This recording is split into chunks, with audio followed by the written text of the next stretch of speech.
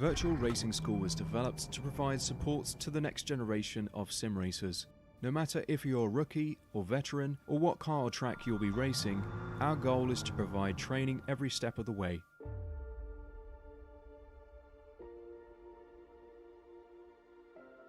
We found that iRacing can be quite difficult without proper training. There needed to be a way to prepare for on-track racing. With VRS, you can literally learn from the best sim racers in the world, including 4-time NASCAR iRacing World Champion Ray Alfala. And Ray Alfala is a 4-time champion of the NASCAR Peak Antifreeze iRacing Series. 3-time iRacing Grand Prix World Champion Martin Kroenke. Martin Kroenke becomes a 3-time world champion. Rallycross World Champion Mitchell de Jong. Mitchell de Jong is now champion for the iRacing Rallycross World Championship Series. And many other top sim racers. Data packs include everything you need to start learning. Our World Championship coaches create the data packs by setting a hot lap or a series of fast laps for you to compare, analyze, and replicate. Data packs also include a tutorial where the coach points out techniques they use to hit the fast lap. This gives you access to the latest driving techniques and setups before you even hit the track. Sign up for a free account and download the VRS telemetry logger. With this application running seamlessly in the background, your laps automatically start syncing to the VRS website. From there, you can analyze and compare 2 laps of your choice, whether it's your data, the coaches, or your teammates. VRS will automatically target improvement opportunities so you can get up to speed even faster. VRS also makes it easy for you to request and schedule one-on-one or group coaching sessions. These sessions can range from 30 to 90 minutes, and you can select the car, track, and setup combination of your choice. Visit virtualracingschool.com today to sign up and get started.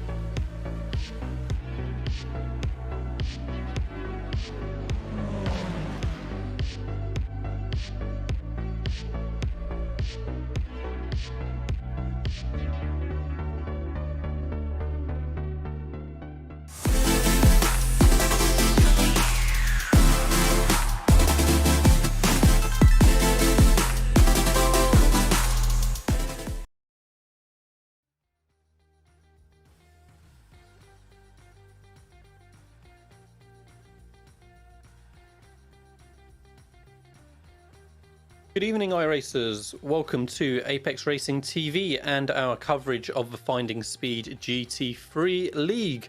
We're here today from the classic American circuit, Road America, in the heart of the Midwestern United States in Wisconsin, from all the way from Hungary in the heart of Europe last weekend. So it'll be great to see how the GT3 class is going to be getting on here today. Lee Thompson bringing you commentary alongside Dane Baird and Samulu Kumo on production. If you haven't been following the rounds so far, this is round 3 of the season. So yeah, we're at Road Atlanta 4 weeks ago, then Hungary, as I said, 2 weeks ago, and here we are at Road America for round 3. And it looks like we're going to have another cracker of a race with the guys having 10 minutes left in their current practice session and just a second between the top 10 cars. And in fact, both gold, silver and bronze classes all within that top 10, all within that 1 second pace from the top runner currently, Tom Dadswell, who we can see on the timing screen on the left there and indeed on screen. So evening, Dane. Yeah, good to be back on Finding Speed for our bi-weekly broadcast for the series. Like I say, we've had a cracker for the first 2. Should be another good one here from Road America. Yeah, good to be back on the series here at Road America. It's a very interesting circuit. We don't see it, well actually we see it very often. It's one of the most commonly used circuits in league racing across the iRacing service.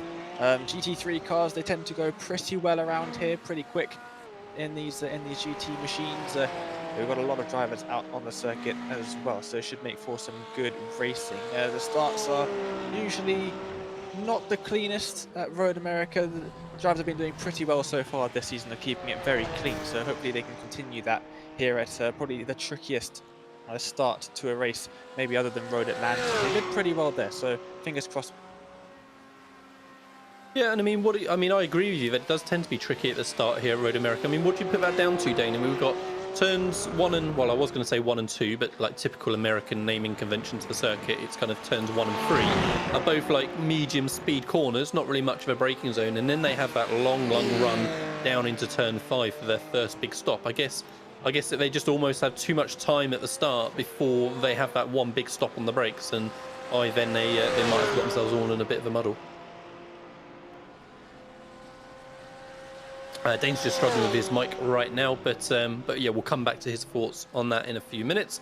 That gives me a chance just to mention our sponsor of the season for this Finding Speed GT3 League, Acertech SimSports.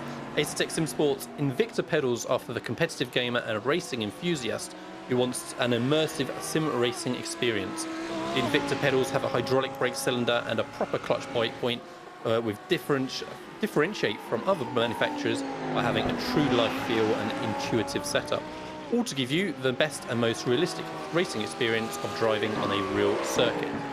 So you can find out more about them at acertechsimsports.com. Also joining the sponsorship for the series is Apex Racing Academy. Apex Racing Academy provides data packs for 29 different cars following the official series of the series that those cars compete in on the iRacing platform. That includes setups, track guides, integration with virtual racing school, group coaching sessions, and direct access to coaches for Q&A as well. You can find out more about them at apexracingac.com.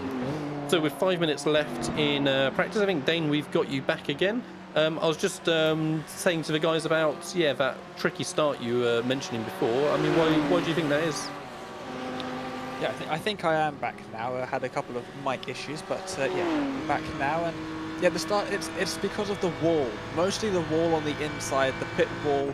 It's very close to the track surface, basically on the white line. There's nothing separating the track from the rest of the circuit. So it's very narrow, heading down in towards turn 1. And then turn 1's quite an open corner. You can take pretty good speed through there, and it invites side by side, especially near the start of the race. But the problem then is you've got a bunch of drivers going side by side, very little runoff on the outside, no runoff at all on the inside, and it sort of just bottlenecks with all the cars going through there, and it can be very tricky to get everyone through there cleanly. And if one person does just lose the rear end a bit, or there is a slight bit of contact, it can really snowball into a big pile. Yeah, and as we were on board there with Benjamin Warburton, we had a great view of exactly that braking zone you were talking about as it narrows in and filters into that tight left-hander. I mean, Road America, another good classic kind of circuit. We don't have huge runoffs. We've got grass on the edge of the track, and it's kind of key feature for us to follow the landscape of the surrounding area with dips and hills, and it's really a cracking circuit to drive on. Yeah, there's a couple of real tricky sections. I dare say the kink that is just coming up for the guys on screen momentarily. We're going to see a couple of people have a little moment there, running a bit wide and out onto the grass. It's pretty much flat in most cars, but depending on, fuel load, are you in draft with dirty air and right on cue? Thank you very much, car spinning in front to show how tricky it is through that kink. You can get issues just running a little bit wide there, and it's so high speed that you're just praying then that you're not collecting a whole multitude of cars behind. So yeah, if you're new to this series, we've got 3 different driver classes operating in the same race here. You can see those identified on the timing tower on the left. So we have the Pro Gold class, Pro Silver and Pro Bronze, and we can see at the minute that the top 4 spots in the standings are locked out by those Pro Gold drivers. Tom Dadswell currently at the top actually has been taking victory so far in both of our previous rounds.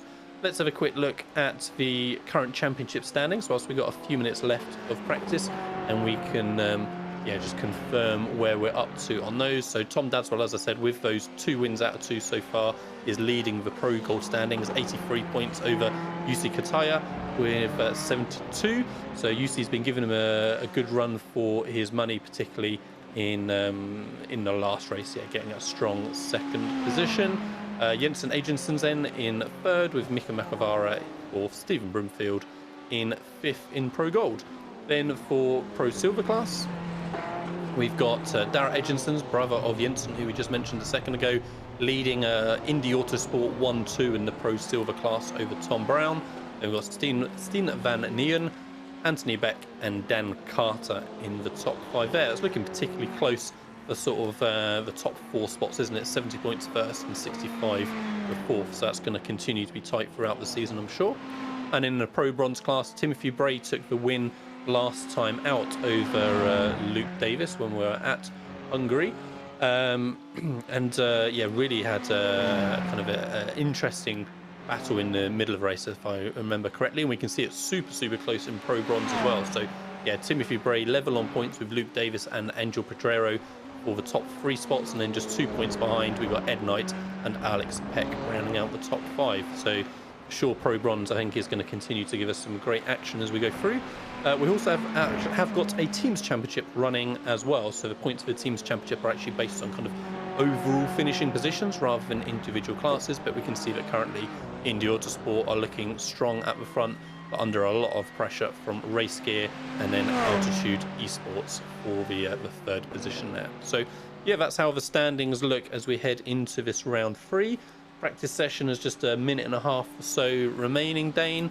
I mean, you say Road America is a popular circuit for sure. We see it a lot on different series. As you say, a lot of series tend to try and run it kind of, once a season if they can.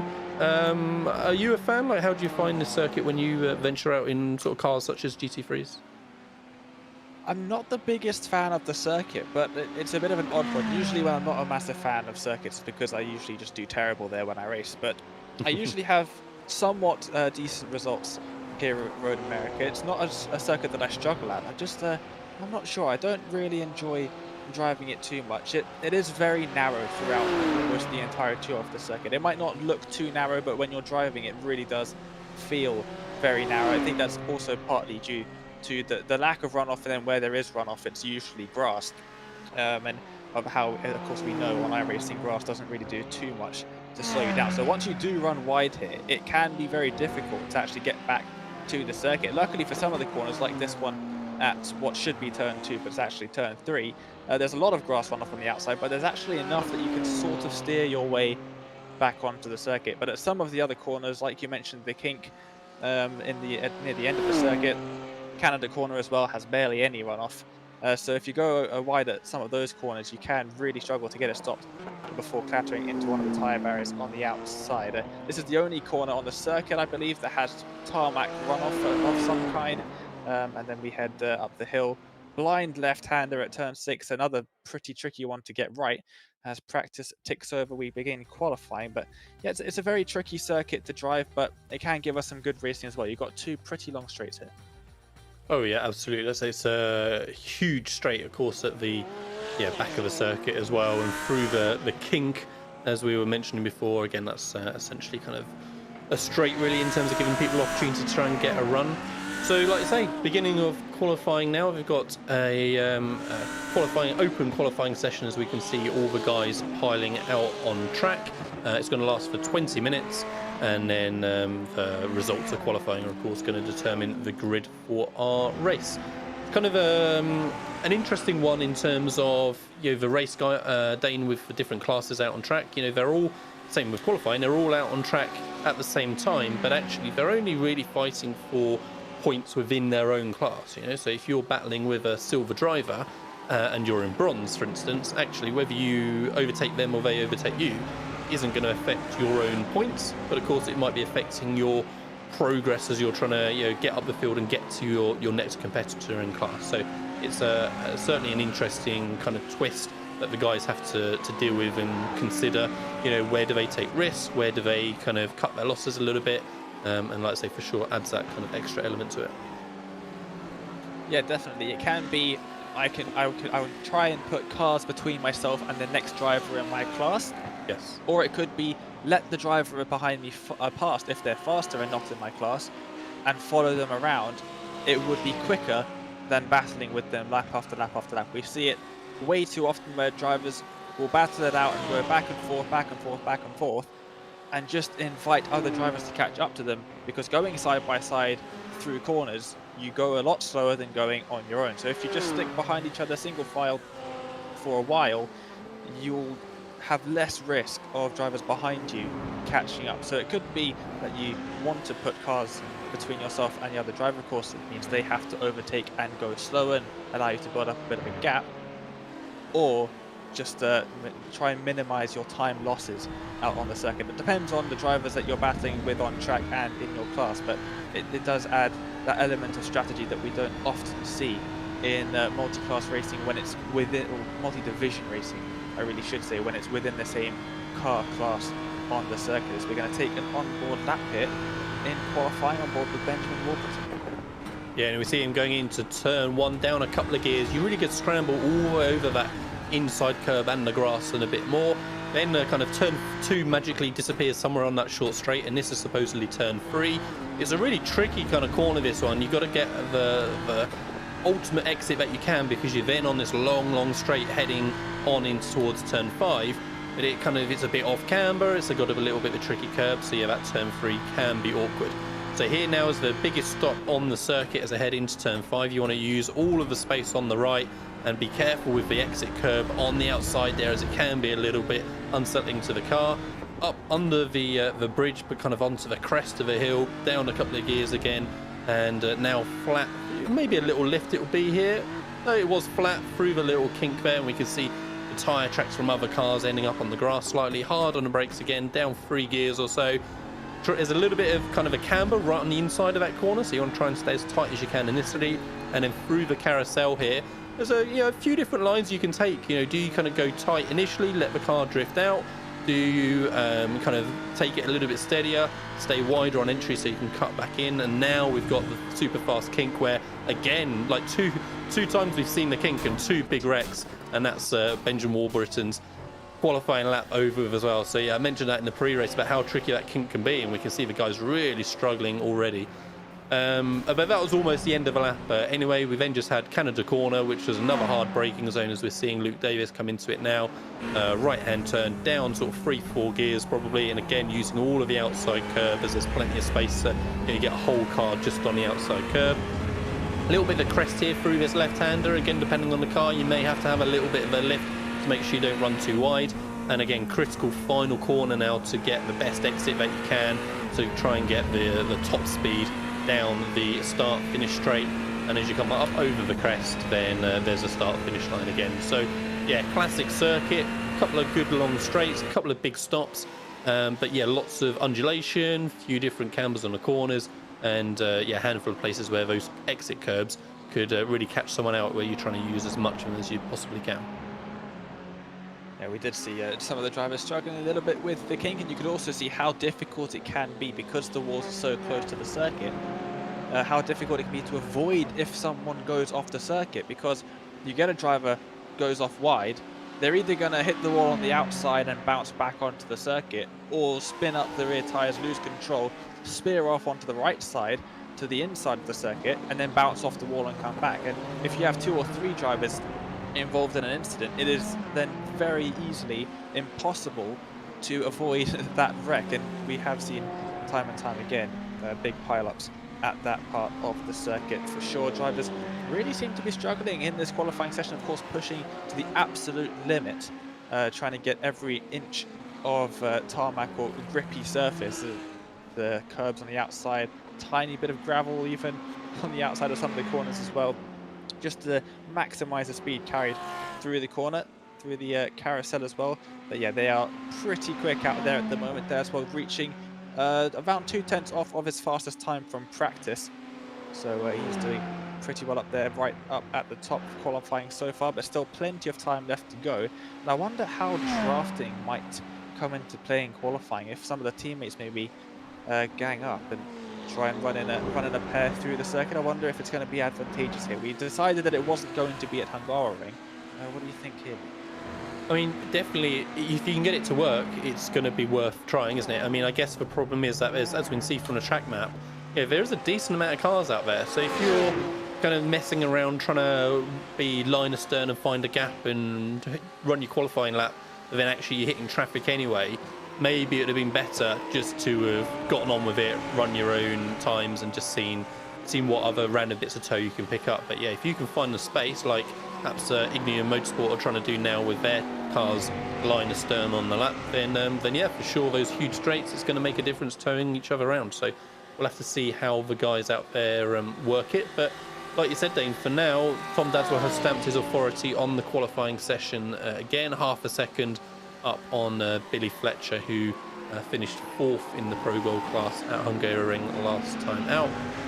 Then we've got Anthony Beck currently leading the Pro Silvers with actually an identical time to Scott Rister in 2nd in Pro Silver. So that's going to be super close as they continue through the race. And then right on cue, Dave Erdin just popping up there into an overall 6th position, yeah, ahead of all the Pro Silver drivers. Our current, I was going to say our current Pro Bronze leader, but that's not correct. Dave Erdin is, he says as he tries to find him on his list, not near the top of the Pro Bronze standings. So yeah, he had a 10th place finish last time out, didn't start at round 1. So yeah, Dave Erdin having a cracking lap, and yeah, just less than a second off the pole position at the minute. Yeah, that is a very good lap, and it's the second time we've seen this so far. We saw the same thing at Hungaroring, where the fastest Pro Bronze driver was ahead of all of the silver drivers as well. So it's a bit of an odd one. Some of the silver drivers getting mixed up within that huge pack of Pro Bronze drivers in that, I would say, the latter half of the top 10 in their qualifying so far for them. Huge amount of Pro Bronze drivers on the grid today. Good to see them all out on track at Road America. But yeah, Dadswell, Fletcher onto their 2nd flying lap attempt, maybe their 3rd. As oh, there we go. He's done very well to catch that one. The Centurion McLaren there, huge slide, almost 90 degrees to the track surface. It's Brumfield who's managed to catch that very impressively.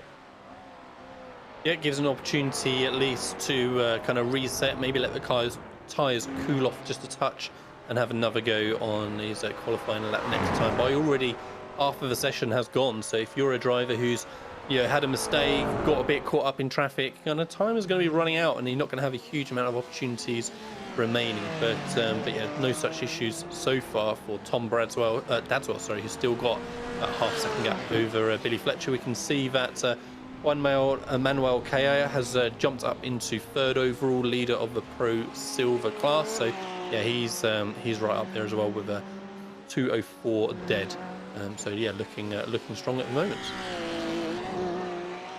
Yeah, right up in and amongst the Pro Gold drivers there. So yet more dispersion between the classes, as we have the top 5 in Pro Gold now split almost in half by one line right there. In pretty close actually. When you look at some of the times, it's a huge gap between 1st and 2nd in Pro Gold, but then very close between 2nd, 3rd and 4th in overall standings. And you've got Fletcher, Calleja and Kataya all within 1/10 of a second. We do see this fairly often when you get a massive field like we have out on track at the moment. You do get drivers separated by not a lot. That's why I don't think went faster on that attempt. Fletcher has aborted that lap and is straight into the pit lane, and we'll see what some of the other drivers might be able to do. Yeah, I mean, say nobody's gotten close so far. He didn't have this half-second gap in practice, so we'll see if anyone can give him a bit more of a challenge. But of course, qualifying is only the first step. We're going to have a 45-minute race after this. The guys are going to be fuel limited, so there'll be a pit stop that they'll be required to do, vaguely in the middle of the race somewhere between like 1/3, 2/3. So we'll have to see how that plays out as we go through. But yeah, Dadswell looking pretty comfortable for now. And in fact, as I was talking, he went a bit quicker again, so he's improved by another 2/10. So yeah, sort of 7/10 gap over Billy Fletcher in 2nd position. Patrick Gannon in the Pro Silver class has just improved as well, so we can see him on screen right now. He's 2nd in that Pro Silver, and he's doing pretty strongly in he had a strong result last race at Hungaroring with a race win, I believe, in the Pro Silver class. In fact, no, that was round one. Sorry, so he had a race win at Road Atlanta for the Pro Silver. And Ted Bradbury suddenly coming out of nowhere for the Pro Gold class, going second overall, second in class. I believe that's his first registered lap that he did. I did see him on the timing screen floating at the bottom before with no lap time counted, and all of a sudden he's crept in there ahead of Billy Fletcher, who put in that early time. So still, 4 attempts or so from Dadswell, but yeah, cracking job from Bradbury to be P2 on row 1 for now. That's his fastest lap time of the evening as well. He only got up to a 203.7 in practice, and he's now just done a 203.67. So he's got around about half a tenth off of his practice time. Half a tenth is what separates Dadswell's practice time to his qualifying time, but it's the other way around. He's just half a tenth slower than his fastest time in practice. So he's right on the limit, really. He was very close to his practice lap time throughout the practice session. He got consistently down to those low 203s, and that's what he's done here in qualifying. So it looks like he is right at the limit of what is possible in these GT3 machines out on the track today. As drivers maybe off the circuit and validating their lap times, that's for sure. They have got 7 minutes left, so still plenty of time for the drivers to get back around and set a lap time. However, I'm not entirely sure. I can never be sure on iRacing. It doesn't tell you anywhere, I think. If it will let you finish your lap time, or your lap if you started it when the time runs out. It's always a bit of a guessing game if you're going to be able to. So for some of the drivers, it might they might only have maybe 4 minutes and a couple seconds left in the session before they won't be able to finish a new flying lap. So the driver's got to watch out for that clock as it ticks down slowly. But it is a bit of an odd one. I don't believe that there is a place that you can find out if it will let you finish your qualifying lap. I'm not sure if you know about one, Lee. No, like I say, I think that's exactly it. Always keeps us a bit on our toes at least, so we don't know quite how it's going to turn out. But yeah, I dare say that once the checker flag comes out, the guys will have 15-20 seconds, whatever it is, to complete their lap, and then it will roll over to the race session. But we shall have to just wait and see. Like I say, not long to find out now. Just 5 minutes left of the session. Most of the cars currently on track. We've got 2 free cars who are in the practice session who have yet to set a qualifying time, so we'll see if they manage to do that before the time runs out for the session. But yeah, only sort of 6-7 cars currently not out on track, so everyone's kind of at that crunch time now of his last 5 minutes, trying to get that last opportunity. We can see Kayer there showing his pit exit in the timing tower on the left, so for the current Pro Silver leader, yeah, leaving pit lane, fresh set of tyres, and is going to go and have another run at securing firstly his silver class lead, and also seeing if he can just push himself any further up the field. He's only got a few hundredths of a second to find to move up a spot. Looking at the gaps between the leaders in each class, so you can see them highlighted in purple and magenta on the timing tower. And there you can see them at the top of the screen as well. Fantastic work with the overlay by our producer Simuli Kumo, but you can see it's pretty close between Pro Silver and Pro Bronze, not too much separating them, thanks to that amazing lap time set by the Pro Bronze leader up at the front. But Pro Gold with a 203.24, Dadswell really setting the pace here. Yeah, and honestly, it's only at the minute, it's kind of only Dadswell that's making that difference, right? Otherwise, it'd be like a really consistent 4 tenths between each class, with Bradbury in second with a 3.6. So like, looks good. Looks like the classes are split nicely, and like I say, to see just a second or so between the leaders of all 3 classes is promising. It's a long old circuit, this one. They're lapping in over 2 minutes, as we can see. So nice job from the guys to keep it as close as it is, and I dare say again that's going to create a big chunk of action for us in especially the opening stages of the races. There's going to be 40 cars out there all scrambling for the same piece of tarmac on the opening lap. So hopefully, as you said, Dane, they can get through those opening corners cleanly, settle into a little bit of a rhythm, and we can have some good racing. No huge incidents, but yeah, with those walls so close everywhere, as you pointed out before, Dane, it's always a risk here at Road America, of course.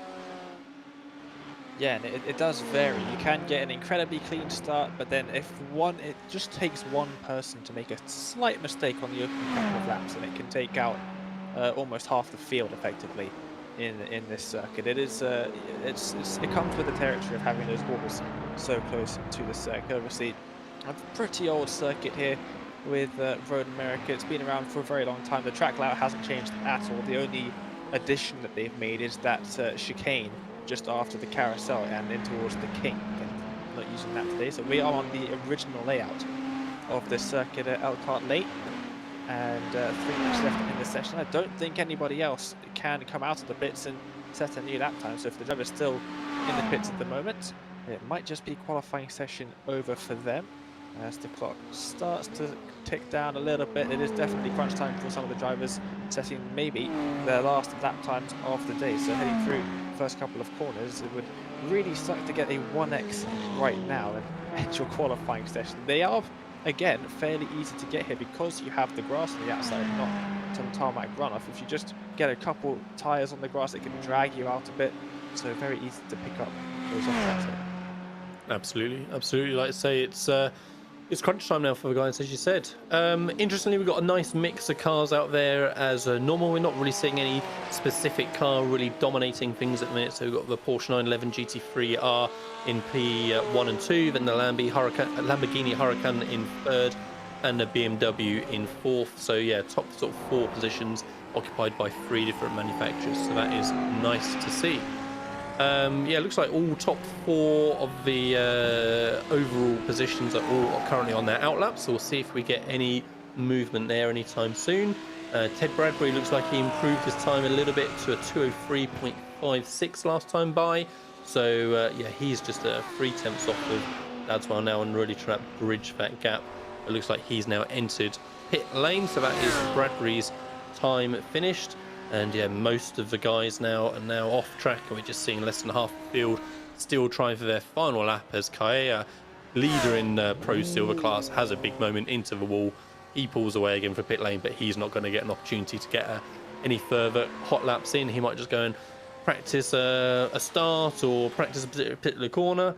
But yeah, we'll see now for these closing moments if anyone else manages to improve. I'm not seeing huge amount of kind of sectors lighting up green. We can see at the bottom there mostly kind of yellow sectors, which means they're not an improvement on their previous best.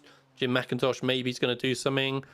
Did he move up in there? He did move up a little bit, so congratulations to him. 13th in class in the Pro Silver, so yeah, just a little movement from McIntosh there. Oscar Sale looking like he may move as well. We can see again last 2 sectors for him have been green in the Pro Bronze class. He's currently 13th in that class, and the next position is actually Timothy Bray, class leader in bronze in the championship, so he's having a tough time. And yeah, Oscar's just got 2 tenths to find if he wants to pit him, so let's see if he manages that as he crosses the line now. And it's not quite enough. He improved a little bit on time, but it was 5/100ths short of moving up a position. So yeah, good job from Oscar to improve at the final whistle there. And it looks like we are going to be able to have the drivers finish their lap time. So that's good to see. The drivers currently on a lap as the checkered flag is waved. We'll still be able to finish the lap that they're on, provided it doesn't take them more than 2 minutes and 45 seconds from now. So hopefully we don't see any drivers taking that long to go around. We haven't so far in qualifying, so I don't think we will see anybody do that. A couple of drivers still yet to set a time at all in the qualifying session. Stephen Brown, Richard Jones, and I believe Christian Faulkner as well. Not able to set a time so far, although I do believe one of them has a qualifying ban for today. That's Christian Faulkner has a qualifying ban for today. So the other two just not quite able to get a clean lap in qualifying, as no one seems to be improving massively so far on these final few laps. Still a fair few drivers out on the track, it looks like, and we're just waiting for them all to finish and see what they can do. We still have Manuel Cadea, of course, but I think he's not on a flying lap at the moment. But oh, he does improve. Stephen Brumfield up into still 7th in his Pro Gold category. But he does improve quite a bit compared to those drivers around him in the overall standings. Yeah, and one driver that we don't have out on track today is Russell Brand's finding speed. Found that he's just struggling with an injury at the minute, which explains, I think, why he wasn't there for Hungaroring either, which was a surprise to us. So hopefully we'll see Russell joining for the final 2 rounds of the season and getting in the mix. And Alan there just at the dead, he moves up a little bit as well. So he's second in the Pro Silver class now as well. And Ed Knight not quite improving on his previous best. I'm not sure if Clay is going to get time to complete his lap, but he is now the last car on track, so we'll just have a few seconds and then we'll have the final qualifying results and we'll be ready to grid up for today's race. Did end up with that Porsche 1-2 for Dadswell and Bradbury, with the Lambo in third in Pro Gold. Yeah, but like you said earlier, good to see a wide variety of the GT3 cars being used here today. It's not just the Porsche Cup or Audi Cup of old. We have got quite a few drivers still out in their chosen machinery, which is good. We haven't had the field decided by which car is OP at the current time. The drivers all picking whichever car that they like the most, and for a lot of the drivers it is the Porsche, but there's also quite a lot of BMWs out on the track. It seems that those two are the most popular cars in the GT3 class at the moment. They're also 2 of the newest cars on iRacing in that GT3 class, so I wonder if that's got anything to do with it. But yeah, we have seen a lot of those 2 cars in GT3 in recent times, and qualifying's finally finished and we can get the grid. Yeah, absolutely. We're going to have plenty of time for the grid as well, because we can see the safety car and the cars lining up on the front straight here at Road America, so that's going to take them plenty of time to complete their pace lap. So as we said, here's the qualifying results in the grid for today's race. Tom Dadswell, yeah, kind of dominant from beginning of that qualifying session, put his marker down nice and early and finished up with a 2:03.2414 for Altitude Esports. Ted Bradbury then, yeah, did improve towards the end to close to within 0.3 to take second, but it wasn't quite enough to take that final spot. Billy Fletcher then in third for Lumix 24 Esports, and the first of our Pro Silver category for Juan Calleja in fourth for Nitro Racing Team. Yusa Kataya in fifth, with Dominicus Yavasaya in sixth. Alan Carraget in seventh, with Scott Rister in eighth. Patrick Gannon in ninth, with Anthony Beck in 10th. Stian Van Nien in 11th, with Jensen Adriansons in 12th. 13th then is the first of our Pro Bronze runners, Dave Erdin, with Robert Lancaster in 14th, Paul in 15th, with Darragh Adriansons in 16th, Stephen Broomfield in 17th, with Benjamin Warburton in 18th, Matt Knudsen in 19th, with Luke Davis in 20th, Adam Coles in 21st, with Jacko Boschoff in 22nd, Jim McIntosh in 23rd, with Ed Knight in 24th. 25th position then is Brett Crouch, with Alex Peck in 26th. Now we're really onto the kind of the bulk of the bronze runners with Kosh Kelly, Darren Doherty then in 28th, Colin McKenzie 29th, Robert Odoms in 30th, with Dan Ocaranza in 31st, Angel Pedrero in 32nd, Timothy Bray 33rd. Again, that's a surprising position for Timothy Bray there. Like I mentioned before, he's currently leading the Pro Bronze category, so he's having a real tough time out there. We'll see how he progresses through race, see if he can move himself up a little bit. Phil Regan then in Oscar Sale in 35th, with Phil Regan in 36th, Kansas Gentry in 37th, with Carlos Espada in 38th, Ollie Morgan 39th, and then Christian Volkner, who I think you said a minute ago, Dane Wright, was taking a pit lane penalty, and then Steve Brown and Richard Jones also not putting in a time. We'll see if they appear out on track. Looks like Richard Jones is the only one not actually out on track at the minute. So yeah, 41 cars then that we have running behind the pace car at the minute. Like we say, they've just seen in the background that they've begun their long trundle around Road America.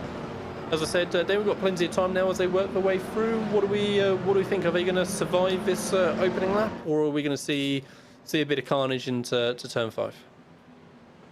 Oh, well, I'm not too sure. I don't think I can really bet against having a bit of carnage down into turn 1 and then turns 3 and 5 as well. The first few braking zones of the circuit before they usually tend to go single file by the middle of that circuit. But this is actually a very important stage for the drivers. Not only are they going to have to get some heat in into their tyres and brakes so that they don't have incredibly cold machinery to work with on those opening couple of laps. It can cause quite a few issues on the opening few laps if you don't have your machinery up to temperature, but also saving some fuel because they of course do have that fuel limit. I saw in another race a couple of weeks ago where the drivers were saving a lot of fuel on the pace lap, and it helped them go an extra lap on their stint. Obviously, going an extra lap means you can take less fuel at the pit stop, which means your pit stop is shorter and you gain time on everyone else. So it could be very important for some of the drivers, especially up at the front where it's usually pretty close, for them to be saving fuel at this stage, not using as much as maybe some of the other drivers might be. And yeah, fuel saving throughout the first stint is going to be very important. Yeah, absolutely. And the fuel strategy really adds a good dynamic to the series. And like I say, we'll see who makes an early dive into pit lane to kind of get out of any traffic, who goes for a bit of an overcut and tries to run in clean air. If memory serves, I think last week at Hungaroring we saw two of the top guys running kind of a lap longer than everyone else, and that kind of made a difference for them. So we'll see if we get any kind of similar opportunities here again today. So yeah, we are halfway round, or a little bit more halfway around the pace lap now here at Road America round 3 of the Finding Speed GT3 League, brought to you by Acertech Sim Sports and indeed Apex Racing Academy. 45-minute race ahead of us, say mandatory pit stop for fuel, and we can see the long train of cars there all the way down towards the kink. 41 cars out on track for these 3 different driver classes. So fairly soon Tom Dadswell is going to maybe just back off a little bit more from the pace car. You can see he's kind of doing it already, give himself a bit of breathing space. It's going to be all about then when does he decide to go, make sure he doesn't kind of catch the pace car too early, try and get a bit of a break away. You know, generally we find the longer we kind of leave that moment where we go, the more concertina the field is going to be, and the trickier it's going to be into turn 1. So that's where we can see has backed right off. He's letting the safety car get away. The field is stacking up behind him. Is he going to go straight on the exit of the final corner here? Well, we're about to find out as Dadswell comes around the final corner. He's still waiting, still holding on. And any moment now, they're going to get the green flag. Tom Dadswell's going to put his foot down onto the bottom of the floor, and off they go, racing away now for round 3 here at the Finding Speed GT3 League. Dadswell got a good launch, but Bradbury is under lots of pressure from Billy Fletcher. Fletcher, I think, is going to have the inside into turn 1, and we can see them fanning out behind, almost 3 wide. Blinky car in 5th, 6th position, which isn't what you want. Bradbury did hold on to that position. Fletcher dropped in behind. I'm seeing 1 or 2 cars just dropping back slightly on the timing screen, but no big issues through turn 1 so far as we watch some of the middle of the field battling into turn 3. Stephen Broomfield there at the bottom of the Pro Gold class. I see Carlos Espadada just dropping back a little bit on the timing screen, but otherwise clean, Dane, through first few corners. Here's turn 5 coming up.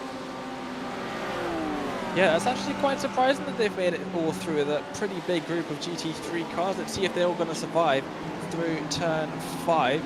It is very tight, very inviting to send it up to the inside here, and there is a bit of tarmac runoff from the outside, leading you into a bit of a false sense of security, but a very clean start for the drivers on this opening lap. We'll see if they can keep it this clean throughout the rest of the race. Quite a few cars, it seems, having some issues with connection to the server, but yeah, quite a few drivers blinking out, at least on my screen, but lots of clean racing so far. Hopefully that will continue as we've got drivers still going side by side at this stage of the lap. Yeah, cracking job so far from the guys. Let's hope they can continue this and we'll see some fantastic racing ahead. I have seen Okaranza just dropping down slightly, perhaps with an instant. I've seen Alex Peck dropping back a little bit, and Carlos Espada as well has dropped all the way to the back of the field. So there are a couple of little small incidents back there, but overall cracking job. We can see Tom Dadswell still leading the front of the field in the Pro Gold class. Like I said, Ted Bradbury did defend in the end from Billy Fletcher, despite Fletcher putting under a huge amount of pressure in turn 1, and we'll have to see now if Bradbury can hang on to the coattails, and indeed Fletcher, of Tom Dadswell, and have them be pulled along by Tom Dadswell. Juan Manuel Correa is still taking that lead spot in the Pro Silver class, 4th overall for Nitro Racing Team, and then our first bronze lead runner is still Dave Erden, who did qualify in pole for bronze. Good idea of how clean the start has been, Dane. I'm looking at the top 9 positions, and only 2 cars within the top 9 positions changed spots on that opening lap, which was Yuvasaya and Kataya. Everyone else remained in their starting position. So yeah, good job throughout the field, it looks like. Yeah, very clean and respectful stuff on the opening lap of the race so far, as they head down the back straight for the second time. And some big trains starting to form. This could go one of 2 ways. It could be one of 3 ways, I guess, although one option is very rare. Or as we get the driver in 10th place, it's Adrian's in 6th place in Pro Gold, going a little bit wide. No huge problems for the Belgian though. But it could go one of 3 ways. You could get some clean racing. Every now and then you get someone making a move. You could get a draft train where no one moves at all. Hopefully we don't see that. Or you could get absolute carnage, and that seems to happen more often than not. Hopefully we won't see that now. We've seen very clean racing throughout the first couple of rounds, and of course on this opening lap and a half of this race. So it looks like everything is set up for a pretty good one. Yeah, I think so. We're definitely going to see some good racing throughout, I dare say. Like you said, some little trains forming already with just a couple of small splits in between. Most of our timing screen at the minute is still kind of orange and yellow, which means cars are within a second or within half a second of each other. Here's Tom Dadswell back at the front. We can see Bradbury actually gained a fair chunk on him on that lap from when we last looked. So whether that was a small error from Dadswell or whether that's just a good example of the amount of draft that's available for Bradbury following in second, we'll just have to keep an eye for a few more laps, I guess, and see how that kind of develops. But that's promising if Bradbury is able to use that draft to really keep putting Dadswell under pressure and not let him run away at the front. We've got a couple of little gaps then we can see just in the background. So yeah, Fletcher's just dropping back a little bit, then Kaya. And Kaya actually is under a lot of pressure right now from Yuvasaya. So Yuvasaya down the inside in that BMW. Has a little bit of a squirm on the brakes, but actually gets it stopped, gets it turned in. And those 4 cars now, actually almost 2 pairs of teammates I thought it was going to be, but it's 2 different red and black cars actually.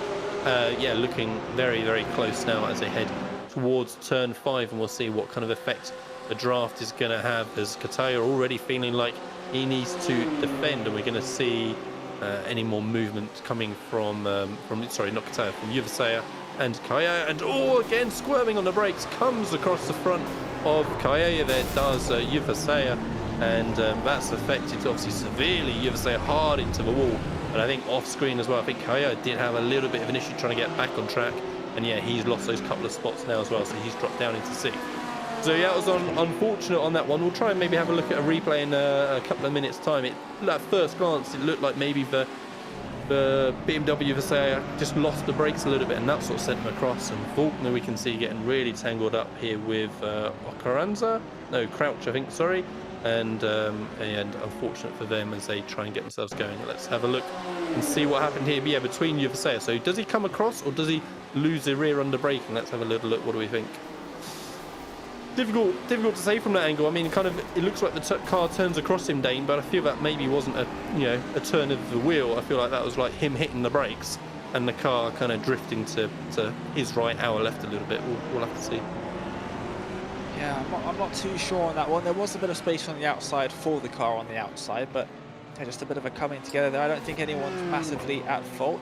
There was another incident further back that we just saw the end of. It was involving Faulkner, but yeah, a couple drivers, I think 3 drivers involved in that one as well. One driver looked as if they had a technical failure because there were some very straight tyre marks through the grass just off the circuit into the wall, and then those tyre tracks ended at the wall, so the driver obviously reset straight away. But yeah, maybe a couple of hardware issues for one of the drivers out on the circuit, as well as some of the drivers into the pits for repairs after the first 2 laps were very clean. And lap 3 it all kind of went a bit downhill heading into turn 5, but for the most part still very clean out on the circuit. A couple of isolated incidents, but as we saw at Hungary, a couple of incidents involving 2 or 3 drivers. Other than that, very clean so far. Hopefully this will continue. And I'm starting to wonder when we're going to see those pit stops. It's going to be, the last time we saw it was almost exactly on 30 minutes. I wonder what we're going to see today. Dear, out of turn 3, it's Angel Pedrero who's just, it looked like, turned in front of another car, maybe got turned by another car as they went side by side through turn 3 and just came together on the exit.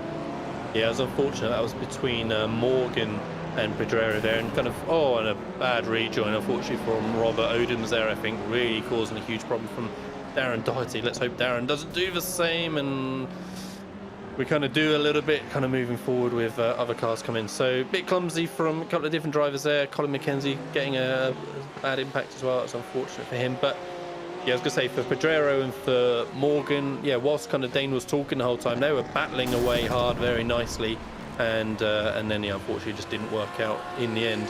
So a few issues just at the back of the field we can see at the minute, but hopefully they can sort themselves out, carry on, get their cars straightened up, and continue fighting yet again, as we're watching now the Ignium Motorsport car of Stijn van Nijen, currently running 6th in the Pro Silver class.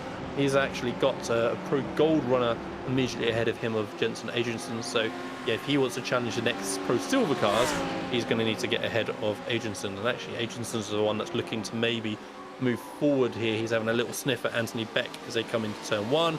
He's got a little bit of an overlap. Is he going to be able to get it enough on the brakes? He does. Beck gives him a little bit of room.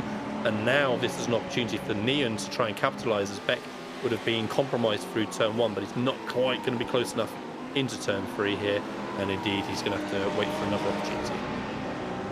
He's certainly not going to risk sending it up the inside of turn 3 because, of course, although they're not in the same team in the championship, they are still teammates at Ignium Motorsport. That's the pit entry, and oh dear, or the pit exit I should say. There was space on the outside, on the inside, that very quickly disappeared because the grass came through, and Dan Ocaranda stuck in the barrier. We've got another car spinning as well, but it wasn't necessarily a bad move up the inside in towards turn 1, but that bit of road very quickly disappeared, and once you're on the grass there is very little you can do to stop yourself from ploughing into the car in front of you, and that's exactly what we just saw there into turn 1.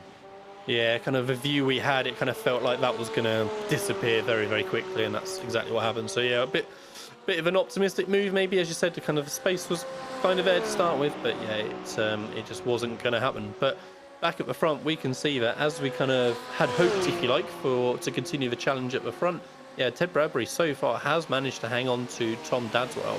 And then, depending on how hard Bradbury's having to push, he of course has got the advantage of the draft, which is potentially going to help him a little bit with a bit of fuel saving.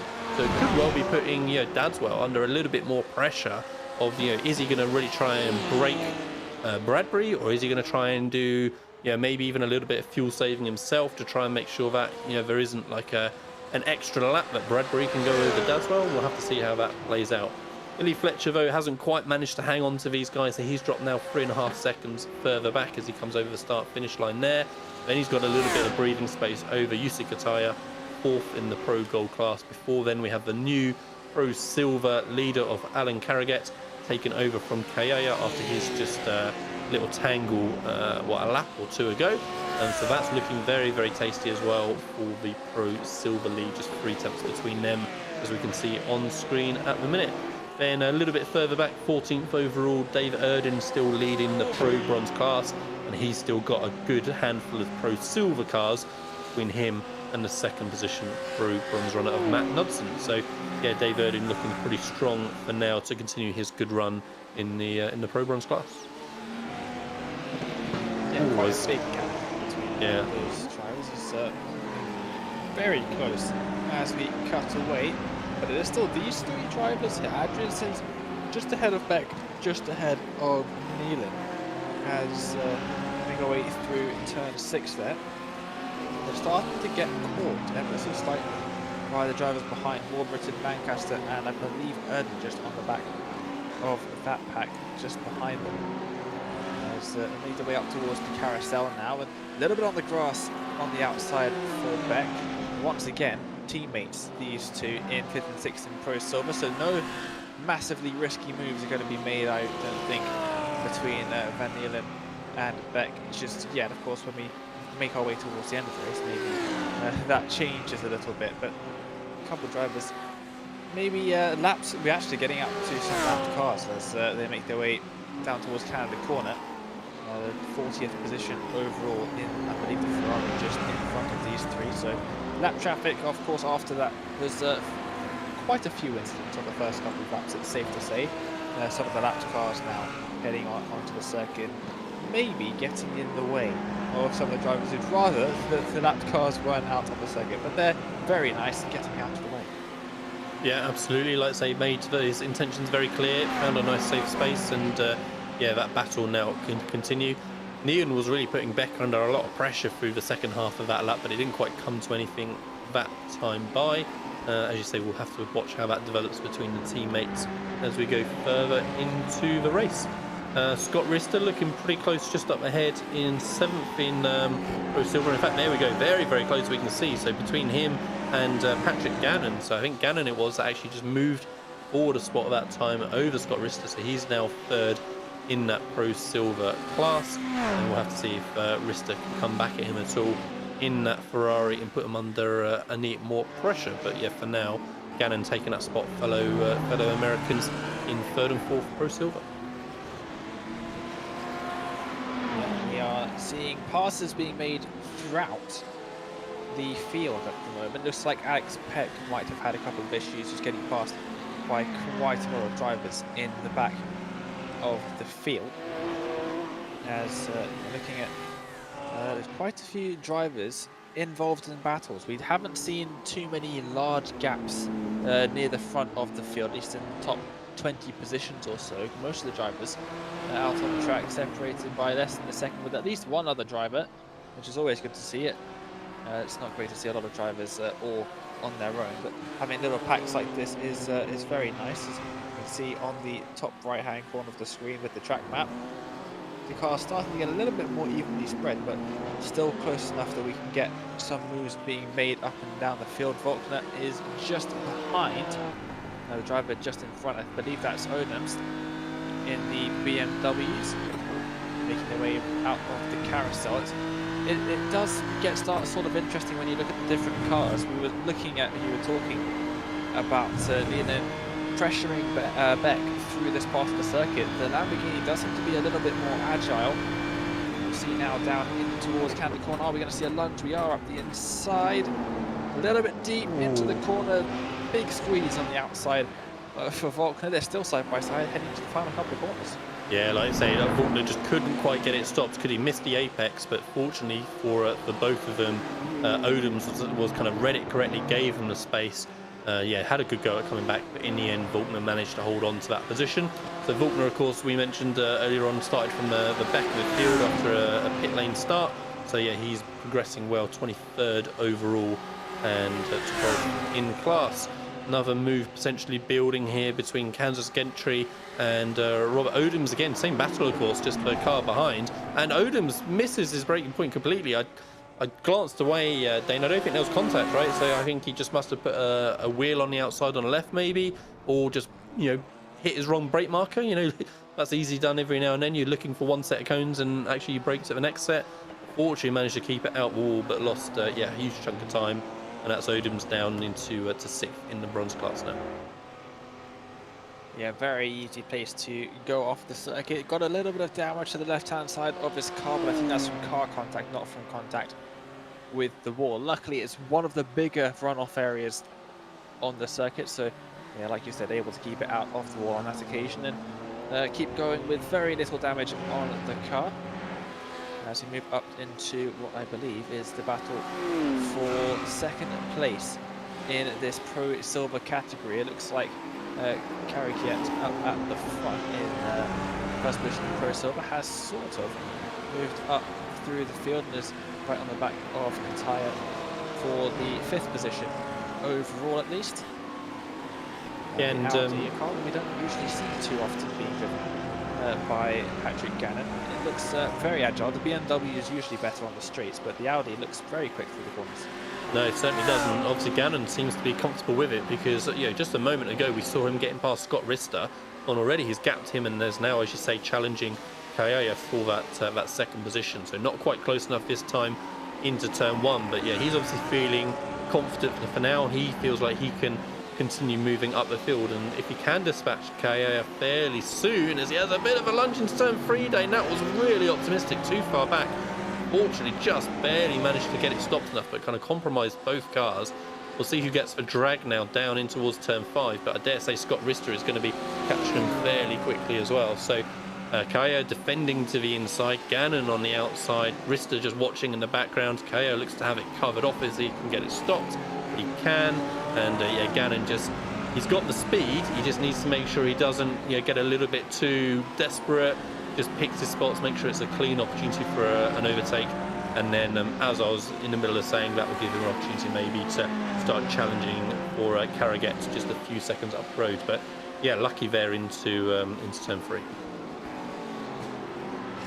Yeah, very lucky that they didn't make contact there. They got extremely close through that corner, very nearly rear-ending Kayeka in front. But now through the carousel, the Audi with the advantage, I believe, in this part of the circuit with the mid-engine.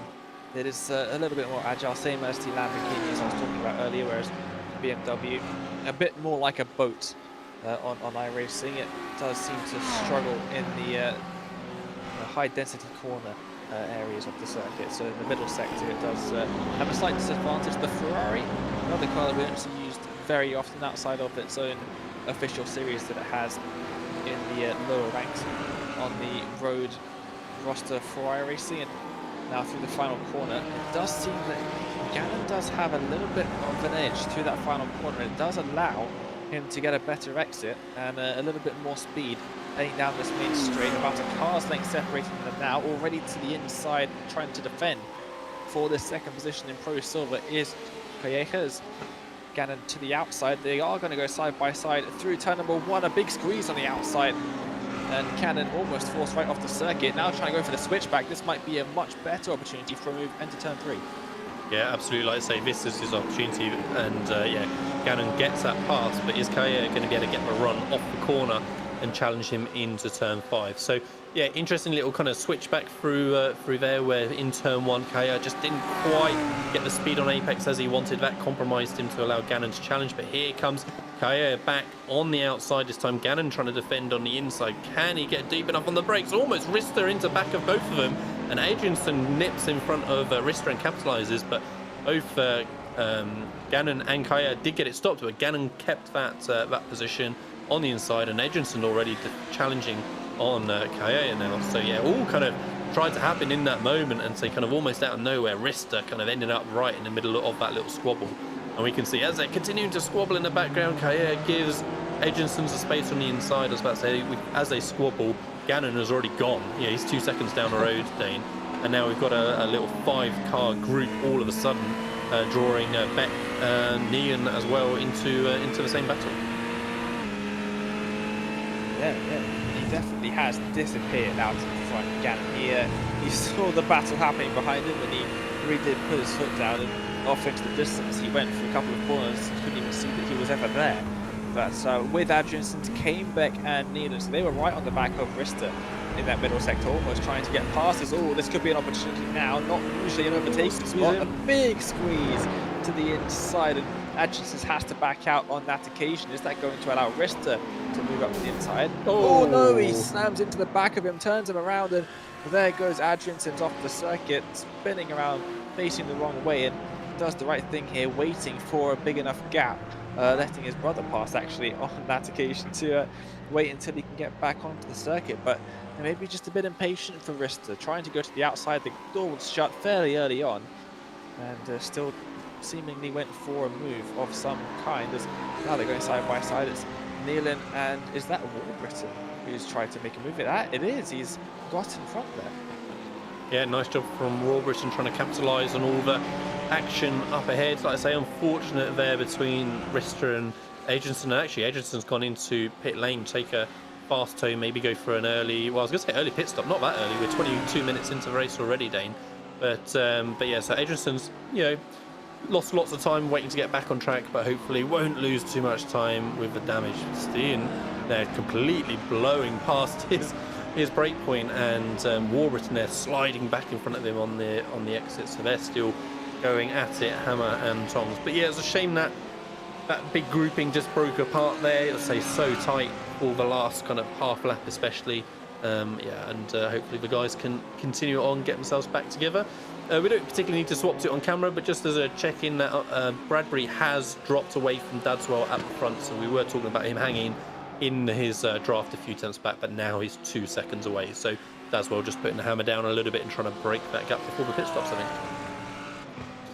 There we are now, just halfway through this race. So pit stops definitely are on the cards. So any drivers who have made pit stops in the last few laps or so might have been doing them as a planned stop. I think Anthony Beck and Robert Lancaster, I don't think either of those were involved in too many battles, but both of those drivers headed down into the pits on the last time by. So I don't think that was for damage repairs. I think that was just a planned pit stop, and we'll see how it works out for them. I think some of the drivers will be leaving it as late as possible to try and judge fuel saving a little bit better. It's always easier to fuel to the end of a race than if you've run the tank completely dry. Then if you've gone halfway through the race, still have some fuel left, and then try and figure out how many laps of fuel you'll need to the end. So I think a lot of the drivers will be waiting until the very last moment. We'll see now for the battles on the circuit. Big send up the inside once again from Steve Van Nielen, and once again not able to work. And like you saw last lap at turn 5, huge send up the inside. The Lamborghini is agile, it's not quite that agile. Yeah, and good driving from both of them again. I mean, Nian just drifted a fraction off the apex really to go for that inside move, and it easily could end up with contact between the two of them, but fortunately for both Warburton just about managed to give him enough room on the inside, and it worked out well for him to get the drive off the corner as well. 4 cars in the midfield, Dane all diving into pit lane. Knudsen, Kelly, Coles and Boschoff. So we've got our first few pit stops coming in now. And let's see, as we stay on board now with Nian for a minute, if he can close back up to Warburton and give him a challenge now as he builds his way towards well, his next overtaking opportunity, which would be Canada Corner. Yeah, you're not really going to get too many overtaking moves done in this part of the circuit, especially not through the carousel. And even if you do, you are going to lose so much time doing it that it's almost not worth doing it at all. So just following the BMW in front through this part of the circuit, now heading up to the kink, another place where if you go side by side, it's very likely going to end up with at least one of the 2 cars into one of either the inside or outside walls. This is the next best overtaking opportunity in towards Canada Corner. Although for a driver defending on the outside, it can be pretty easy to keep that position, because of course the track does veer to the left twice down the kettle bottoms, and it can be quite easy to keep a good line through there and just not allow the driver trying to go around the outside of that part of the circuit to get the inside into Canada Corner. So although it can be a good overtaking opportunity, it might not always be quite as simple as it seems, as Warburton into the pits, and I believe gets it slowed down quite nicely up the hill. Because of the hill, you can brake pretty late into this pit lane entry at Road America, and I think he's joined in the pit lane by Calleja in now 7th place in Pro Silver, but was right up near the front. Yeah, absolutely. Like I say, Kaya and Warburton, yeah, both taken to pit lane this time by in the silver class, so it'll be interesting to keep an eye on them and see where they end up shuffling out when the others make their stops. Timothy Bray from 2nd in Pro Bronze, pitting along with Kansas Gentry 3rd in Pro Bronze, so that battle's going to continue with them both pitting at the same time. So yeah, now we're getting to the fuel strategy part of the race. Say people looking for bits of gaps in track, you know, do they feel like they're being held up? Okay, let's get in the pit lane, get it done with. Do they feel like, you know, they need to clear some traffic, have a bit of open tarmac in front of them so they can start pushing on? Well, we'll have to see. Tom Dadswell at the minute, as we can see at the front of the field, pushing on kind of all race long. Like we said, he did break away from Bradbury sort of 4 or 5 laps ago, 2.7 second gap now. He's got a little bit of traffic in front of him, but he is looking pretty comfortable, as he has done, frankly, through the previous 2 races as well. He's obviously feeling very, very comfortable with that Porsche 911 GT3 R out there. So yeah, top 4 Pro Gold cars, all running still as they were, and we'll just be keeping an eye on when those leaders start making their pit stops. Here's Kayaya after making his pit stop that we saw a second ago, along with Anthony Beck, who was just behind So those guys are fighting it out in that silver class. Second and third position overall, Dane coming into pit lane on the same lap, along with Kataya in fourth. They're all coming in, Dane. Carraget from the lead of Pro Silver, Gannon from second in Pro Silver. So, and in fact, sorry, Dadswell did pit as well. I do apologise, because Dadswell was highlighted on my screen. I missed that he had pitted as well. So every single car in order, all coming into pit lane. So clearly this is the last lap, I guess, that they could do on their fuel. Yeah, it definitely does look like that is the case. And we'll see if anyone manages to go an extra lap. That would be interesting because they could well save quite a bit of time. What about their Vultner? pit stop compared to everyone. I guess Vultner. Okay, No, Vultner's pitted. He's straight into the pits. He did I have was quite a big wondering because he gap. didn't have to do a pace lap, right? If he had a pit lane start, he would have had no pace lap, I guess, and maybe that would have saved him on fuel, but it didn't help. Oh, okay. Yeah, he would have trundled around then. Fair enough. But yeah, the guys heading out of pit lane already. Dadswell still in the lead, then Bradbury, then Fletcher, then Kataya. So the Pro Gold runners all still in order. Carraget does get out in the lead of the Pro Silvers as well, then Gannon, then Rista. So they are looking pretty much in order, and Kaya now mixing it up as he was already completed his pit stop, of course, that lap earlier. He's come out fourth in that Pro Silver class, with Anthony Beck still right behind him in fifth. So I think they've ended up pretty much where they were, Dane. I think they were still behind Rista before the stops as well. It does look like most of the drivers, at least, coming out in the same position. So no one taking huge risks in terms of their fuel. We saw last time out a couple of drivers not making it to the finish, running out of fuel in the final couple of laps. So it doesn't look like we should see any of that here today at Road America, which is good to see. You hate to see drivers coming around the final corner, neutral, clutch, engaged, and just trundling along, trying to make it to the end. And unfortunately, I think it was Stephen Brumford who just didn't make it to the end. That is a huge moment for Kayeka, and there goes Beck up the inside. Later on the brakes is Juan Manuel, and he actually has worked out from ever so slightly. They're going to go side by side through the carousel now, and there is the gap. He could cut across if he wanted. He does now, and Beck is out in front of this of these two drivers. Under the fourth in Pro Silver. We'll see if he can hold on to that through the Kingdom down to Canada Corner. Yeah, it was fortunate for Kaya there. Could have ended up being a much bigger incident, but he's still got the opportunity to challenge back for that fourth position. He's going to get pushed to the outside, I think, on Canada, but no, doesn't even get close enough. Just slots in behind and buys his time to see if he can make an opportunity somewhere else. So just having a quick look at the timing screen again, Dadswell did actually lose a couple of seconds to Ted Bradbury in the Pro Gold class. So 7 tenths between them at a minute. There was like 2.7, 2.8 or so when they pitted. So we'll see if Dadswell was able to pull out that same gap again that he did before.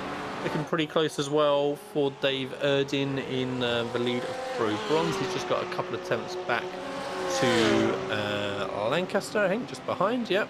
And so he's just feeling the need to defend at the minute, or in fact, sorry, it's the car ahead of him, so it's Warburton, sorry, ahead of Erdin, who was just feeling like we need to defend it into turn one, but wasn't close enough that time by. So yeah, through those pit stops, we've got a couple of little fresh battles developing now, a couple of different driver pairings as they try to work their way through the field. Still, here's another one between Knudsen and Vultner, and Vultner going to take that inside position, I think, and make another spot. So he's up into 11th in the Pro Silver class, and he's our biggest mover of the day, gaining 23 spots from his starting spot.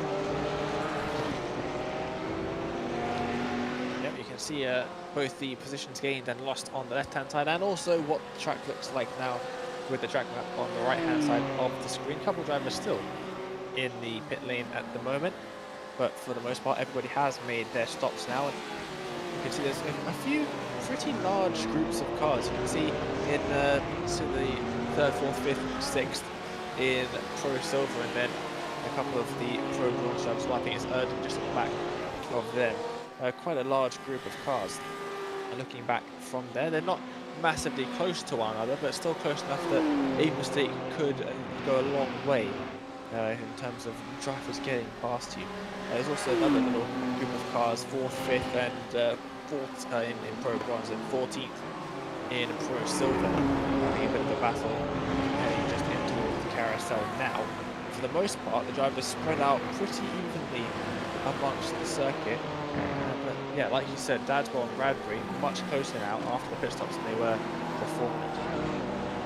Yeah, like I said, it's going to be one to keep half an eye on for sure. See if Bradbury can just hang with Dadswell in this second stint of the race. Down to sort of under 13 minutes now remaining. And here's Timothy Bray, current championship leader in the Pro Bronze class. Like I say, he had a real tough time in qualifying, and he has managed to claw his way up in that bronze class. He's got just a big issue though into Canada corner though. As I look at the timing screen, so he's going to lose a spot now to Reagan, and he's already lost it in fact to Gentry. And so did well to stay on track, at least keep it out the wall for Bray, but he's going to have to work hard again to try and get that position back. And Phil Reagan in that Pro Silver class will try and capitalise as well. As Alex Peck just saw in the background dive off into pit lane at the same time. Kaya and Beck squabbling back at the Pro Silver field again. So Kaya just off screen at that moment, got back past Anthony Beck. So whether that was a little bit of an error from Beck, whether Kaya just got a launch off of the previous corner, we will have to see. Kaya, interestingly, is the only car, Dane, in the top 19 to have lost positions from his starting grid. That's pretty insane, really. We've seen, I guess it was also partly due to a couple of those incidents. If you look further back in the field, you've got a lot of drivers losing positions. I think maybe the last 10 drivers all losing positions from where they started. So the drivers involved in incidents, of course, are making up, of course, some of the positions. But right up at the front, of course, you haven't had too many of those Ted Bradbury issue. Ted Bradbury is sat off track stationary, so he's had a big incident somewhere, but and now towed back to pit lane. So yeah, I kind of looked at my timing screen, seeing him suddenly falling away on time. Let's have a quick look now and see what happened on replay. It's going to be contact with a back marker, and now into the wall as well. Is it going to be?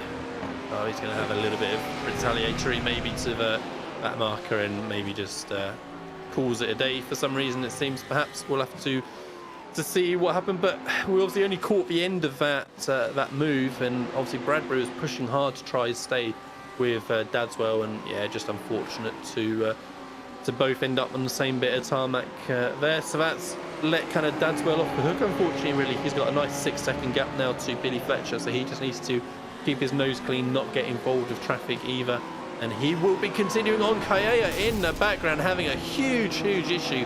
He had already lost the spot to Beck off screen whilst we saw it just got back ahead of him a moment ago. Puts a wheel on the grass, rear steps out from him, tries to catch it, nothing doing, hard into the wall, and that is going to be a very long trundle back to pit lane with the engine smoking away as well. And there we go, engine gave up straight away. Is out of this race unless he's still got a faster available. Not great to see a couple of strings of retirements. I think it might have just been terminal damage that caused Dadsbury to go off and retire from the race. I think that slam to the rib, it did look very typical. Yeah, it kind of didn't look like that huge of a hit though, right? So it just looked typical of when you would normally get some pretty bad wheel damage on iRacing. Gets on the grass as well through here. Yeah, I don't know. Well, Not sure. It's difficult to know. I mean, his steering looked like it was, like, at least from that onboard camera, his steering looked like it was pointed in the right direction for me. And then it seemed that, frankly, he tried to give that back marker a nudge in that corner and didn't quite pull it off and decided that was that. I mean, who knows? I may be judging that wrong, but yeah, it was unfortunate. There was a big speed difference between the two cars in the corner, and obviously Bradbury just didn't expect the back marker to still be there on exit. So. Well, that was fortunate. That just leaves us with 3 Pro Gold runners at the front of the field now. Dadswell, Fletcher and Kataya. Still leading the Pro Silvers though are Alan Carraget. So that's actually 3 Porsches now in the top 4 overall spots. Patrick Gannon in second. Obviously Gannon earlier on was really making progress forward, but he's still got a 4.8 second gap to Carraget in front if he wants to try and take that Pro Silver lead.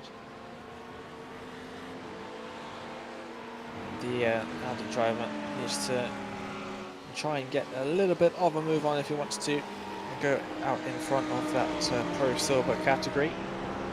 But near the midfield of the Pro Silver category, we have got these 3 drivers here. Looks like Coles is just behind McIntosh, and then Knudsen just behind them, 3rd place at the moment in Pro Bronze. Pro Bronze is very split up in terms of where their drivers are out on circuit. Quite a few of the Pro Silver and then some of the lower running Pro Golds who have had incidents, separating the front runners in the Pro Bronze category, whereas the top 3 in Pro Gold and the top 6 in Pro Silver, all very close in terms of positions in the overall standings, but not in Pro Bronze. It's very interesting.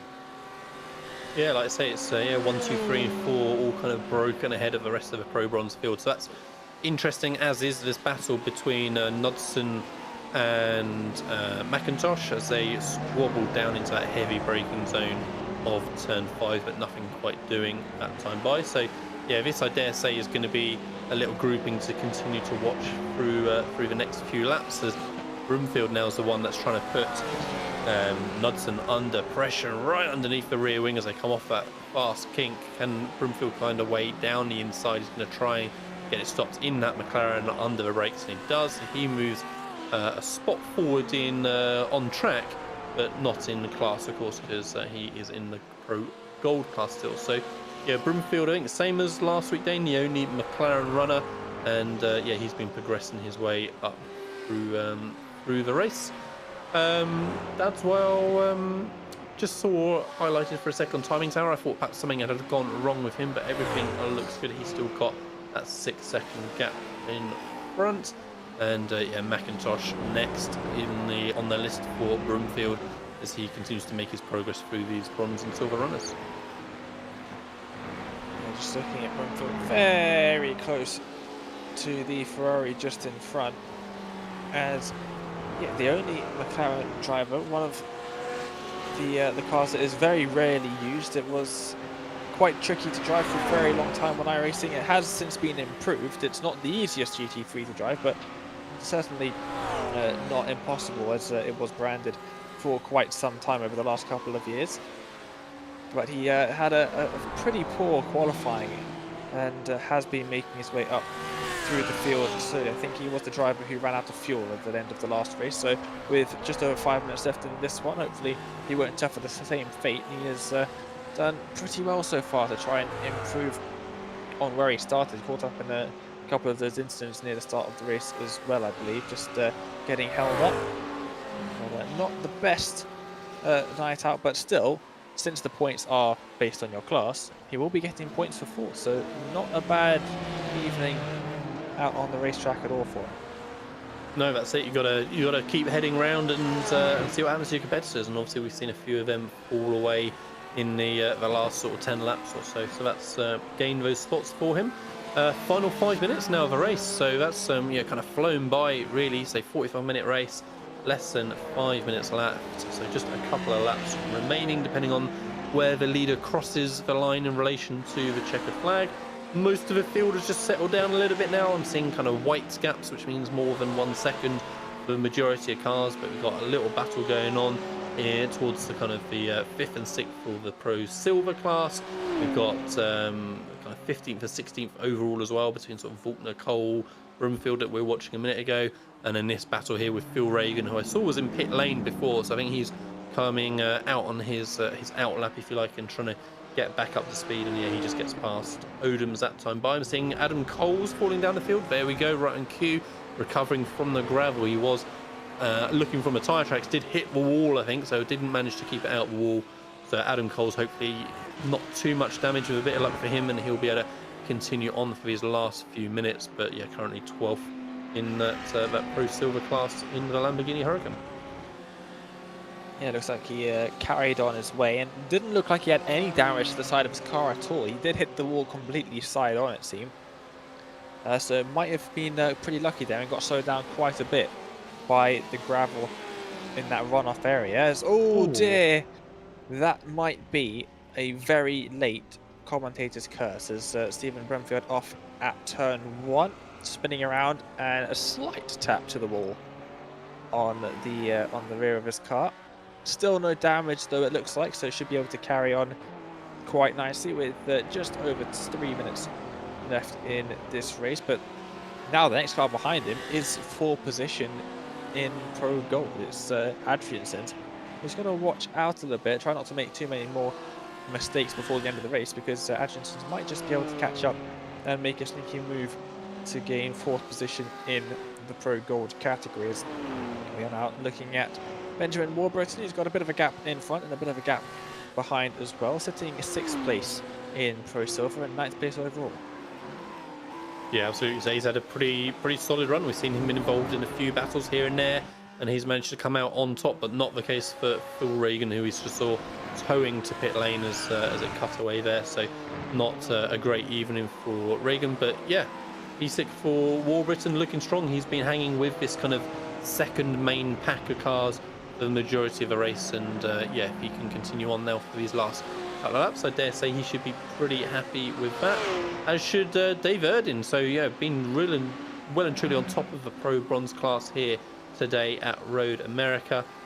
He's a good sort of 15 seconds or so down the road from Kosh Kelly in 2nd of Pro Bronze, and Matt Knudsen, who we saw on screen a few minutes ago, in 3rd. So yeah, Dave Erdin just punching above his weight. You know, top 10 overall position, leader of the Pro Bronze class. Very, very nice indeed. I'm sure he'll be happy with that. Just having a little glance at the battle, or not the battle, but the progress of Patrick Gannon earlier on. Doesn't really look like he's managed to chip away enough at the Pro Silver lead for Alan Carraget. So looks like at the minute Patrick Gannon is going to be settling for that 2nd position in Pro Silver. But yeah, Scott Rister under close company at the minute in 3rd in Pro Silver. And Timothy Bray defending from a recovering Stephen Broomfield. And Broomfield trying to drive straight around the outside. Is Bray going to make much of a deal of this, trying to hang on to the inside? He does. He keeps his nose in. Broomfield has to give him space, but should still get the drive off the corner, and then does manage to get that move made. So yeah, Timothy Bray currently running 4th in that Pro Bronze. Yep, not battling for points at all this late in the race, with the last minute now on the clock, but just battling for fun at this stage in the race. And those two drivers having a pretty clean one there. Looked a bit sketchy through turn 1. It's obviously narrow circuit, then going too wide through turn 1. It can look very off-putting, but very nice move around the outside for Broomfield there to gain that position. It's not going to gain any points, like I said, but looked like a little bit of fun between those two drivers there. As we are heading towards the end of the 45 minutes, where on the circuit at the beginning of the lap is Dadswell. Yeah, so the leaders have got almost a full lap to go, as they're kind of 0.2 of a lap round, if you like. So yeah, like I say, this will be the final lap. Dadswell just got that one more to complete. He has lost a bit of time in the last lap or so to Fletcher, lost kind of 2.5, 2 seconds or so, but it looks like everything is under control still. And I dare say it's looking pretty under control for really all of the top 10, with these kind of 1 second or more gaps between all the cars. So like we said, Dadwell has just been dominant all through the season so far. Race wins in Road Atlanta, Hungaroring 2 weeks ago, and it looks like tonight again here in Road America. Of course, we did have a couple of surprises last time out though, Dane, with people struggling for fuel at the last minute. So I mean, I guess we need to keep half an eye on the timing screen in case we see anyone suddenly falling down the order, but being that everybody kind of pretty much pitted on the same lap, majority of the field anyway, I guess we shouldn't have too many issues, but we'll keep an eye out. And yeah, Warburton here still running in that 6th position in silver, with Dave Erdin just behind in that Pro Bronze lead, keeping him close company. It is a very good point, because you had the race run very close to finishing on that last lap, lap 21, but it is going to finish on lap 22. Ooh, not too sure who that was on the outside lap car. Yeah. As Dadswell to the end of the race final corner. Yeah, so Tom Dadswell then, yeah, coming around the final corner, looking like he's got everything under control. Lights to flag win. Looked like he might have been under a little bit of pressure from Bradbury kind of early on and after pits, but in the end, nobody could challenge him. Tom Dadswell looking very, very happy as he comes over the line, and rightly so. Billy Fletcher then going to be coming across the line in 2nd, with Yusi Kataya in a few seconds' time will be coming in 3rd. Let's have a look at Alan Carraget, winner of the Pro Silver class. He should be very pleased as well. Again, he looked well under control all the way through the race. Patrick Gannon then going to be finishing in second in Pro Silver, with Scott Rister in third. So again, that looks pretty solid all round. Here comes Dave Erdin for that Pro Bronze lead, just hanging off Robert Lancaster over the line. But then Kosh Kelly in second and Matt Knudsen in third for Pro Bronze. Not seeing anyone kind of falling down the timing tower at the last second, so that's good news all around for fuel usage.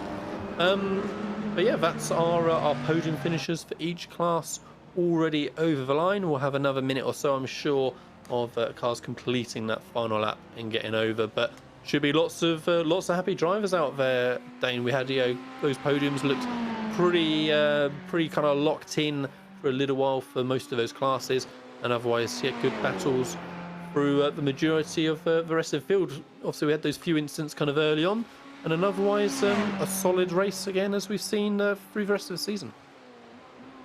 Yeah, we did see some pretty good racing out there for the most part. Again, a couple of incidents, maybe a few more than usual this round, but like I said at the beginning of the broadcast, it is to be expected here at Road America. It does invite those type of incidents, with the grass very close on the outside, it being a narrow circuit, and yeah, the walls really close to the circuit as well. It is always going to happen. I don't think I've ever seen a fully clean race here at Road America before. Waiting for the last couple of drivers to come across the line up the huge hill. It doesn't look very big from the exterior cameras, but that one particular shot up the hill, massive hill, just before the start-finish line. I would also like to point out one thing. Kosh Kelly's picture here on the SDK system, I think he had a snake on the side of his head, on his headphones. I'm not sure if it was a real snake or not, but just something that caught my eye as he was crossing the line. Yes, I believe, it definitely looked like a snake, yeah, on the side of his head for sure. Yeah, so just waiting for the last odd car to get over the line, but yeah, that was round 3 here from Road America. It gives us a quick opportunity to thank our sponsors again of the Finding Speed GT3 League. First up is Acertech Sim Sports. So Acertech Sim Sports Invicta pedals are for the competitive gamer and racing enthusiast who wants an immersive sim racing experience. The Invicta pedals have a hydraulic brake cylinder and a proper clutch bite point, and that differentiates them from other manufacturers by having a true life feel and an intuitive setup, all to give you the best and most realistic racing experience of driving on a real circuit. You can find out more about Acertech Sim Sports at acertechsimsports.com. as a little bit of a helping hand is given throughout the field to help them over the back to the pit lane on their warm down lap as they head back through. Thank you also to our other sponsor for the series, Apex Racing Academy. Apex Racing Academy provides data packs for over 29 road and rallycross cars. Those include setup files, OLAP, BLAP files, replay files. You have access to track guides, VRS integration is available, one-to-one driver coaching and group coaching as well. You can find out more about Apex Racing Academy at apexracingac.com. Right, so let's have a little look at our final race results, as we saw a solid under control victory for Tom Daswell, leading lights to flag, taking a 3.2 gap over Billy Fletcher in the end in second. Yusa Kataya then in third, with Stephen Broomfield in fourth, Jensen Edgenson's in fifth, and Ted Bradbury having that unfortunate incident towards the end, was challenging for the race lead, finished sixth in class in the end, and then Dominicus Yuvasaya having an incident halfway through the race or so, finishing seventh in class. Then on to our Pro Silver field, Alan Carraget in first, with Patrick Gannon in second, Scott Rister in third, with Anthony Beck fourth, Steven Van Nyen in fifth, Benjamin Warburton sixth, Robert Lancaster in seventh, Dara Edgensons in eighth, Christian Volkner got to ninth in the end of his progress from the back of the field, Jacob Boshoff in 10th, Jim McIntosh in 11th, Adam Coles 12th, Breck Crouch in 13th, and then all other drivers finished one lap or more down. We saw Kaya have his issues just towards the end.